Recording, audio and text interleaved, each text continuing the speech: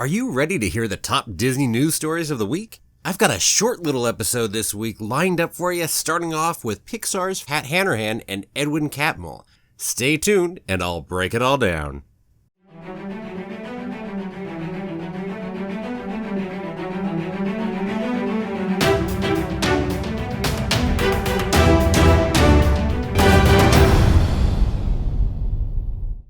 Well, hello there! My name's Jeremy and welcome back to Freeform Disney, where I talk about all aspects of Disney, from the animated movies to the theme parks to Star Wars, Marvel, and Pixar, and the TV shows, and everything else in between.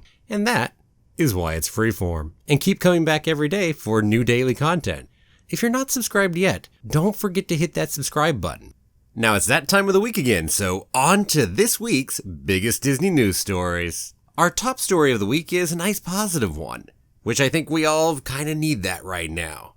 The 2019 Turing Award has been awarded to Pixar's founding members Edwin Catmull and Pat Hanrahan for their contributions to computer graphics, CG. The Association for Computing Machinery, ACM, named Patrick Hanrahan and Edwin Catmull recipients of the 2019 ACM AM Turing Award for fundamental contributions to 3D computer graphics and the revolutionary impact of these techniques on computer-generated imagery, CGI, in filmmaking and other applications. As well as the award, they've also received $1 million, which they will split between the two of them. Jeff Dean, a Google Senior Fellow and Senior Vice President of Google AI, said, quote, "The technology keeps moving forward, yet what Hanrahan and Catmull developed decades ago remains standard practice in the field today.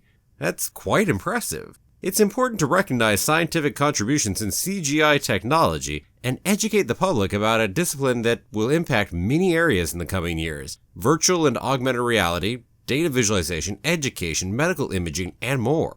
End quote. Edwin Catmull is pretty much synonymous with Pixar. He had been the president of Pixar even before Pixar existed. He was hired to head up the graphics group over at Lucasfilm's Industrial Lights and Magic in 1979. That graphics group eventually was spun off from Lucasfilm and became Pixar 7 years later in 1986, where Edwin Catmull served as president until very recently at the end of 2018. Pat Hanrahan was a founding member of Pixar in 1986 and stayed with the company until 1989. That said, while he was there, he had a significant impact on the CG techniques that Pixar used. RenderMan specifically allowed lighting and shade to be used in a way that it wasn't before, and it forms the basis for which Pixar still does its CG animation. For Edwin Catmull, specifically, he was especially instrumental in Z-buffering in 3D environments and texture mapping. Edwin Catmull had this to say about the award. Quote, "What I'm most proud of is keeping an environment in Pixar where we kept the technology and the art in balance for so many years. We established a relationship between a group of artists who want to do something new and technical people that work on things people normally don't see. It leads to this really phenomenal dynamic between the two." End quote. I think it's pretty neat that the two of them won this award, and it seems long overdue for something that actually happened decades ago.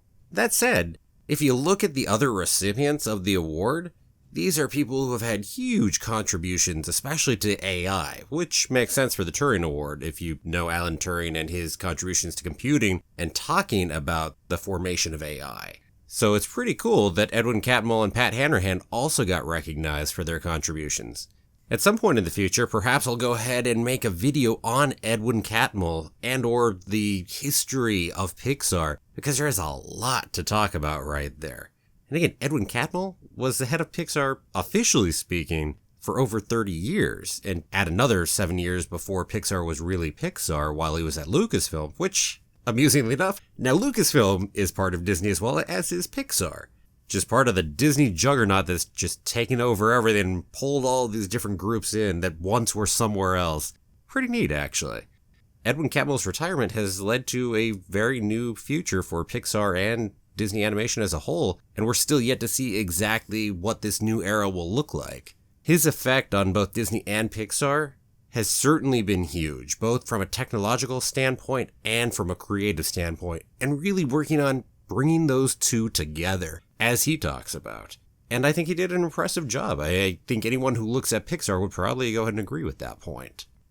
In other news this week, coronavirus has had a giant impact on Disney and will continue to do so for the foreseeable future. I've had multiple videos recently on coronavirus, and I'm not going to go deeply into the subject today because of that.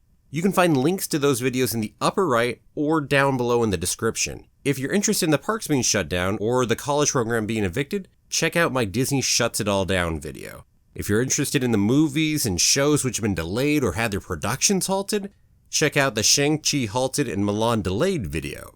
If you're interested in what this means economically for Disney or about coronavirus in general, check out the Will Apple Buy Disney and Disney's Future in the Year of Coronavirus video. The only major thing I'm going to add today is that Black Widow has also officially been delayed now. No new release date has been given. It was originally set for May 1st.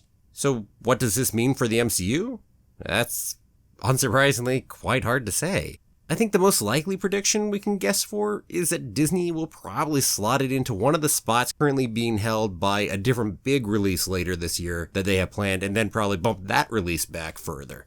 And that's because they're not going to want to see it go against a heavily scheduled weekend, because they want to make as much profit as it can. But they also can't overly delay Black Widow, especially because of the interconnectedness of the MCU, because that would then throw off all of the other MCU movies, probably. I assume there's that much connection with it. So ultimately, only the future will tell what will happen. Time for the lightning round, everyone. Are more virtual queues like those used for Rise of the Resistance in store for Disneyland?